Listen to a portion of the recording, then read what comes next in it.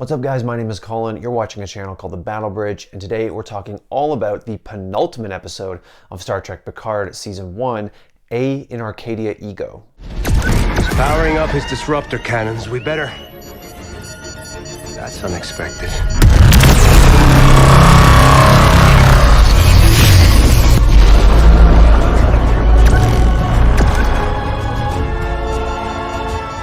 Supposed to be broken. Its weapons are coming online. So not broken.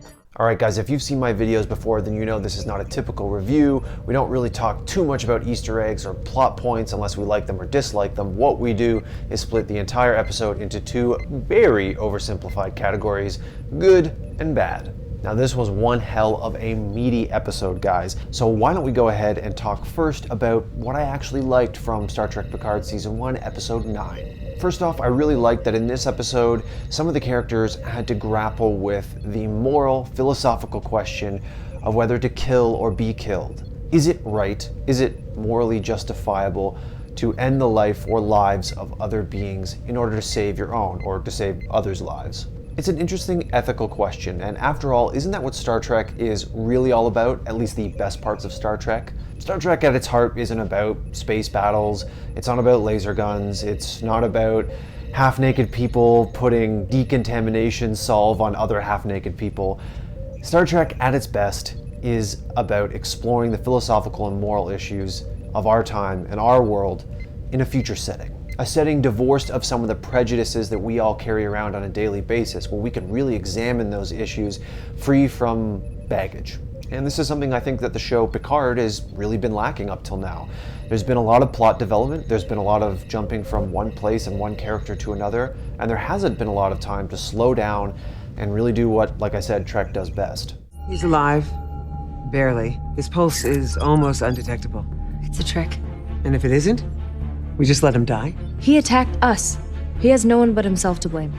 There's a difference between killing an attacking enemy and watching a wounded one die.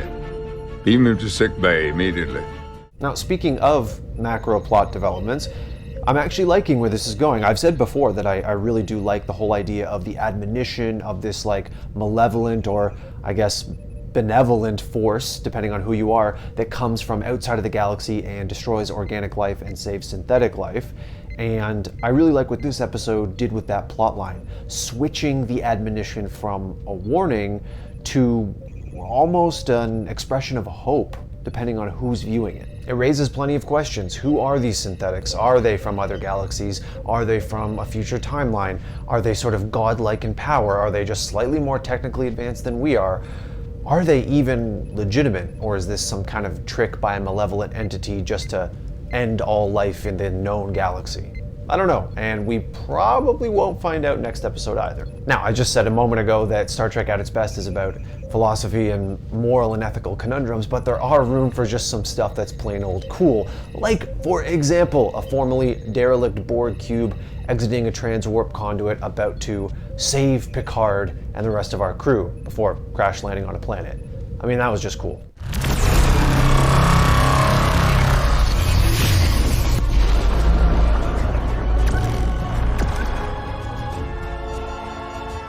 Finally, I want to give a little shout out to a specific scene in this episode that I thought was really nice, and that is the one where the android known as Arcana touches Picard's face. She's basically examining him as if he were a work of art.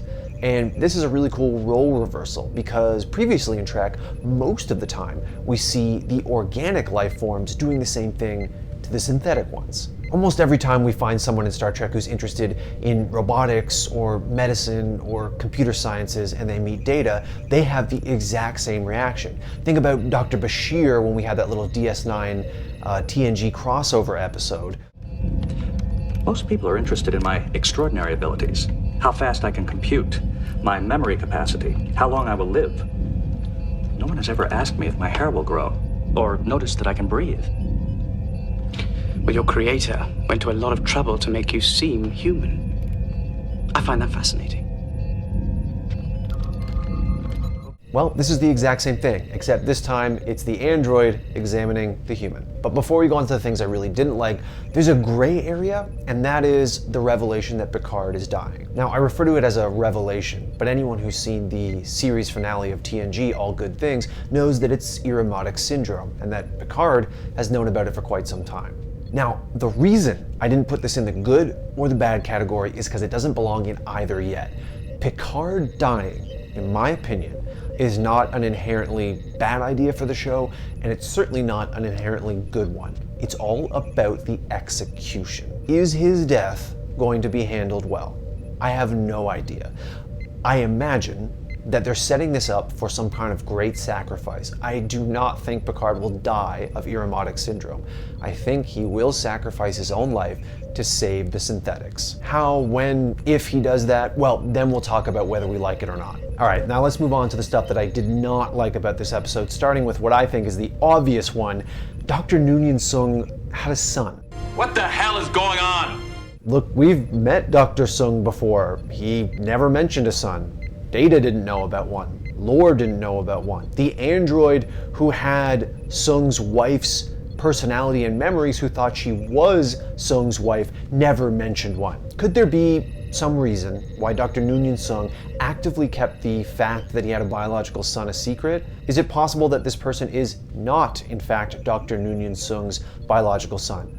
Well, I guess so, but he definitely looks like him, and he apparently ages and is interested in transferring his consciousness to a synthetic body. So the explanation that would make all that make sense was that he doesn't know that he's an android either, which is possible considering, like I said earlier, there was a woman walking around who thought she was Noonian Soong's actual living wife when she was in fact an android. Still, what really bothers me about this is not necessarily the existence of Noonian Soong's son, although I do think that is a bit bizarre, but it's just how nonchalantly that reveal is treated. Picard seems what I can only describe as mildly surprised, and the rest of the crew don't even bat an eye. Sorry, this is a massive reveal. This changes a lot about previous Star Trek canon when it comes to Soong-type androids and Dr. Noonian Soong's life and data.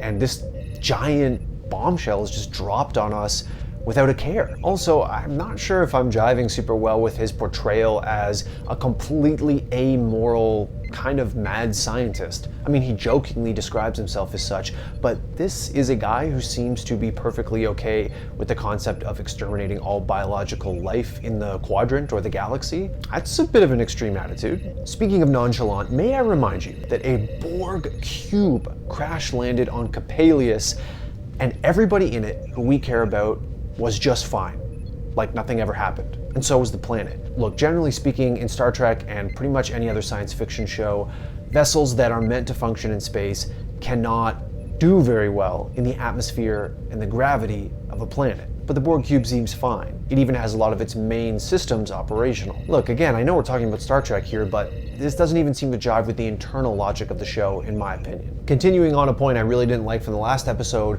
does anyone care that Agnes Jurati murdered Bruce Maddox? Most of the crew seems pretty nonplussed by it. In fact, the only person who seemed to show a bit of emotion at the fact that Jurati had murdered someone was Picard, and now he seems pretty preoccupied with other stuff. Even Soong's son, who was a colleague and presumably a friend of Maddox, just had the words, "Shame on you," to say. Oh yeah, shame on you, you murdered that guy in cold blood. Now, it looks like the show is leaning towards kind of excusing her because of the whole admonition Commodore O mind meld thing, but that is total bullshit. I really hope that that doesn't happen. Hey, speaking of the admonition, this is not necessarily a bad thing, but it's a question I've been having. Why are events of our time shown in a psychic resonance that comes from 100 or 200,000 years ago? I'm speaking, of course, of Data's face. Maybe the admonition connects with the minds of its subjects and implants images from them, like Data's face, like the attack on Mars. Final thing I didn't like. Super inconsequential, very small detail, but it still bothered me, so I don't care. Why did the Romulans refer to O as Commodore? Isn't that a Starfleet rank? Surely in the Jacques Bosch or the Tal Shiar, she would go by a different rank, one that she'd prefer to be called when in the presence of her people. Anyways, guys, that's about it for episode 9 of Picard. Now, I wanted to keep this one fairly compact because The next episode is the final one of Season 1. And I have a feeling we're going to have a lot to talk about. Until then, guys, this is Colin on the Battle Bridge saying if you enjoyed the video, if you agreed with any of my takes, if you disagreed with any of my takes, give the video a like and let me know in the comments below. And hey, consider subscribing to the channel. I'm going to do my very best to have a video for you each and every week, even after Picard ends. Colin out.